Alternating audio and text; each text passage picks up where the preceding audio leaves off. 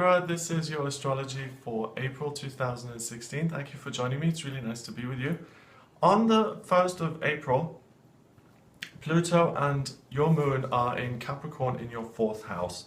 So what you'll notice going into this month is you're really working very hard to affect change in your family life, in your family relationships. You feel very diligent about that. You want your relationships to be better, and the work that you're doing in that area of your life does have a positive impact. So keep doing what you're doing. You're strengthening your relationships by applying yourself to them. On the 2nd of April, Venus starts to conjunct your midheaven, and both of those sit in your 6th house of day-to-day routine and work. Okay, your midheaven is the angle of the chart that has to do with work and career and what you're supposed to, in inverted commas, be doing at the moment. And that's in Pisces. So what you're going to be focusing on work-wise is that you are making a difference, that you're helping other people with your work.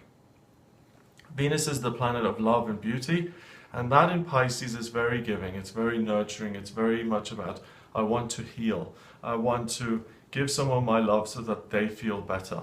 So in your day-to-day routine, in your day-to-day work, you'll notice that that is what the focus is. How am I doing something that is spiritually aligned with how I feel on the inside? How can I be of service to other people? So that can be in your day job, that you're trying to emphasize the parts of your job where you can help, or that's something that you're working on in your own time.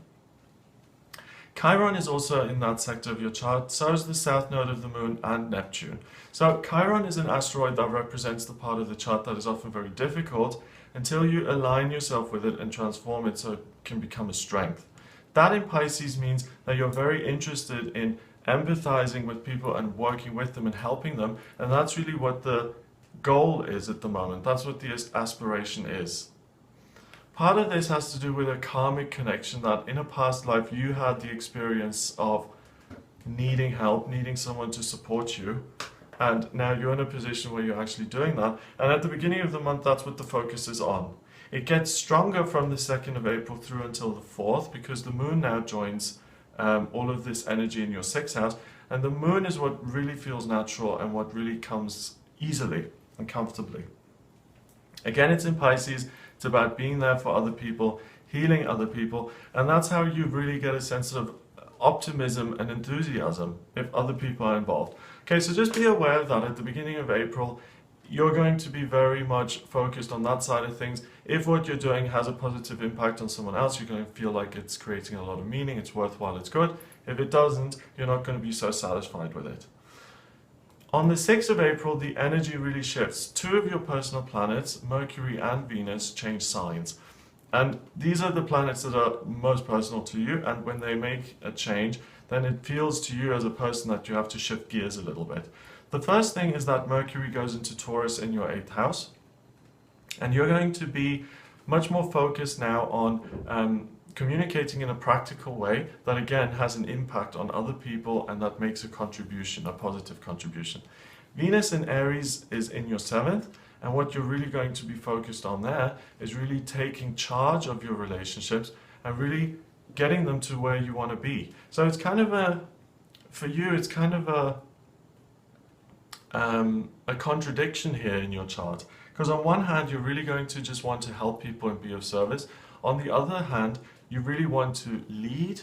You want to be seen as the person who makes the rules, who's in charge, and who also likes to be in the limelight a little bit, who likes to overcome obstacles, I suppose, for the sake of other people. So, I mean, what you can do is really to combine these aspects so they don't contradict each other. You can really be the spokesperson for a charity, or you can be someone who is an activist for a specific cause, because you're in a position where you really don't mind being seen by other people and being in a position of leadership, and other people may not feel that way. So this is all very counter yourself, because you're very much about usually balancing things out and building harmonious relationships, whereas this month in April, you're really not that interested in compromising so much and seeing the other point of view, which you do anyway. You're more kind of aligned with the side of what is my view of this and how can I take charge of the situation. So that's interesting. Have a look at what your what that looks like for you at the beginning of April. And this is an area where you could naturally rise to the top, where you could naturally become a leader. On the 7th of April, the new moon occurs, and that also happens in your 7th. It pulls Aries energy in, and it gives you a vision and a purpose when it comes to your relationships. What is it that you want to achieve in your relationships? And that's all relationships. Do you want to get on better with your parents? Do you want to perfect the relationship with your children? Do you want to have a more harmonious working environment with your colleagues? Or do you want to find love and romance? Regardless of where you decide you need to put extra effort in, you're very much going to be focused on creating that for yourself. So if you're single, if you have been single for a while, and you've been avoiding something like online dating, I think you're going to be motivated enough to bring that about, that you're going to take action in ways that you haven't before. And the fruits of those actions are really going to be very positive. On the 9th of April, there's a grand trine in Earth.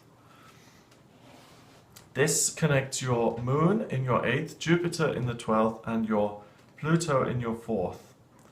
And this gives you the ability to take practical action and to be of service again to people in your family and also to people in your work. So you're really a blessing so far. The only thing that you're getting out of this is leadership and being in charge. So it's almost like you're helping other people, and what you get from it is that you feel more confident, you feel more empowered.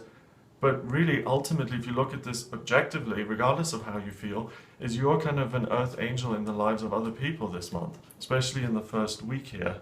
So whenever you add value to the world, whatever you give of yourself, you get that back. It's just one of the spiritual laws. If you are mean and nasty to people, then usually people react the same way. If you give of yourself without expecting anything in return, you usually end up receiving blessings. On the 12th of April, the moon starts to square Venus and your midheaven, which sits in that 7th house of relationships, and your moon is in Cancer. So the moon is what you are very comfortable with. It's how you feel on the inside. Very nurturing, very much about family, loyalty, being giving, being loving. And the connection between this and your midheaven and Venus really, again, just emphasizes the fact that when you take control of the situation, you're in a position to nurture. So it's an interesting thing because you don't really associate leadership and nurturing so much. Usually the person in charge, does the yelling and does the let's go, let's move forward. And it's the other people who are following who do the nurturing. But in your case here in this month is when you take charge, you're doing something, I guess, on a greater scope that is of service, is of help to other people. On the 13th of April, there's another grand trine in your chart. And a grand trine is 3 trines that connect to create this big triangle, and it's an area of ease and talent. So this connects your Jupiter, now your Mercury, and your Pluto. Again, it's a really good time to communicate with people and to improve your relationships.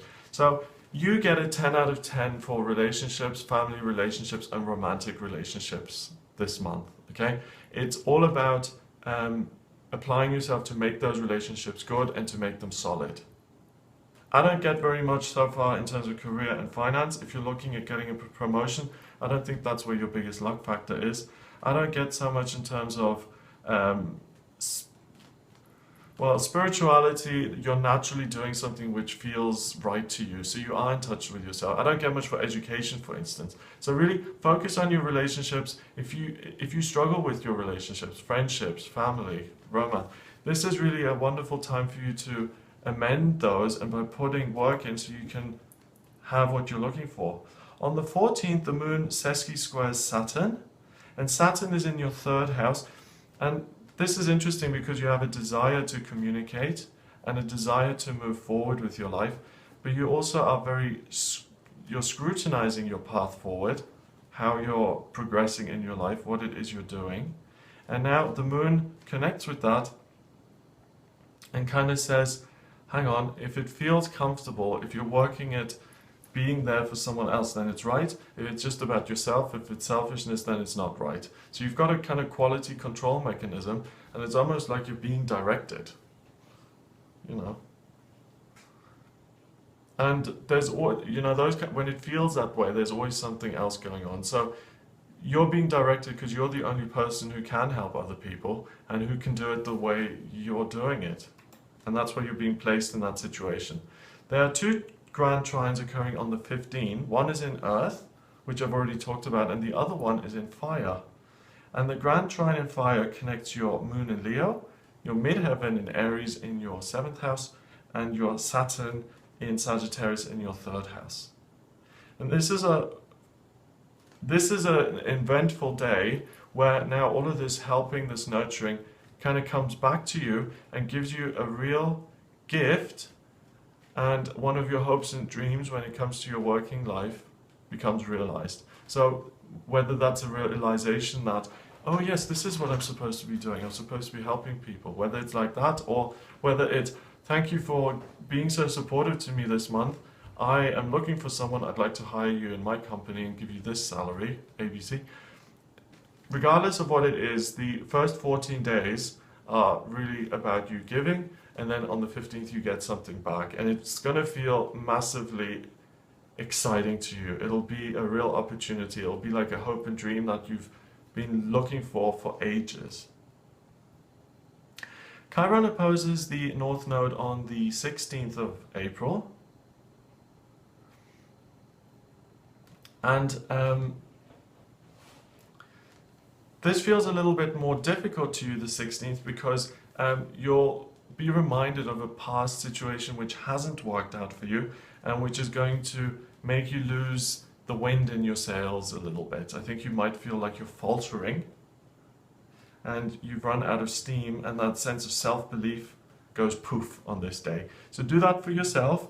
If you feel let down, disappointed, or like you're stuck in the past, ask your guides, ask your higher power for help to support you, and that way, because this is the ego trying to sabotage you, because if you continue forward, you can make this a very prosperous, lucky day for yourself, but it's that lack of energy that'll keep you stuck and trapped. So it's a self-fulfilling prophecy. Get out of yourself on the 16th, it's very important. The moon goes into Virgo on the 17th of April, and that sits in your 12th house and joins Jupiter and the North Node. So this is the day, the 17th, when you need to get busy, you need to get very practical in terms of helping other people again, follow your dream. So it's helping other people and helping them feel better, but it's also success for yourself. So things come together now. First half of the month was about helping others, then on the 15th you got something for yourself. You can see how you can put those together now, do something really wonderful with it, and the 17th is when you make that happen. So this is quite momentous here in April. There are big themes being discussed, and it's really how you feel about your life. The key trend, the underlying emotion that you'll have in April is enthusiasm, is joy, excitement. On the 20th, the moon is in Libra, and it opposes Venus in Aries. Venus is in Aries in your 7th house of relationship, and the moon is now in your sign, in Libra, okay? So you feel very comfortable within yourself, and you're questioning what's been going on this month. It almost feels like you've departed from your usual way of being, and you're much more forthright than you usually would be. Today, that comes up again, but you make peace with it, I think, and you start to feel like you can affect change in a leadership position and still build harmonious relationships even if you don't compromise. So it's about finding a different way of being and realizing that you don't always have to kind of take everyone's opinion into account, that you can do things to help others from a different perspective. It's a very kind of learning month for you. The full moon occurs on the 22nd, that's in your 2nd house. And this full moon, I think, will make you cling on to your finances. I think you'll get some news that might have an impact on your finances. So either you might have to juggle things around a little bit, or you might have to take on another obligation, another financial obligation, or the company says they can't pay you for a month. Either way, there's some external practical matter that comes into your life. You have to deal with it. It's going to cause an emotional reaction, but you can deal with it. Okay? So this day is going to make you feel somewhat uncertain about finances. It continues until the 23rd and the 24th, but you really find your way through it. So again, some sort of financial event occurs which you have to deal with over those 3 days, okay? You certainly can deal with it, but it's going to make you doubt what you've been doing, because it's like, I've been helping other people so much, I had such a great thing happen on the 15th, why is this occurring? It seems like major highs and then major lows. On the 26th, the moon moves forward into Sagittarius and it joins Mars and Saturn in your 3rd house. And it's kind of the solution to the problem that you had between the 22nd to the 24th, because now you discover what you have to do moving forward and where your interests lie, and really how you can create more financial structure and solidity in your life, and how you can drive forward to make that an ongoing thing. So I think you felt at the mercy of other people, and it gives you a response on how to make things more solid. Don't shut down. What this feels like and what this sounds like to me is that you do all these nice things for people, then you feel like life lets you down, and you build up the walls and you say, well, that's it, I'm never helping anyone again. Because you see, no good deed goes unpunished, and this is what I get for all my goodness, all my kindness, blah, blah, blah. And you go into victim mentality. The way forward is to make sure that you maintain this leadership position and that you keep your heart open, and that not everything's always going to go your way. That doesn't mean that people aren't worth helping, all of that stuff. So quite a kind of philosophical reaction here. I would suggest that you give thanks for the increased financial structure that you'll have at the end of this month. On the 28th, Mercury goes retrograde, and Mercury is in your 8th house in Taurus. So what will happen is that it becomes more difficult for you to communicate with other people, to connect with the institution that you're in, either your job or your school.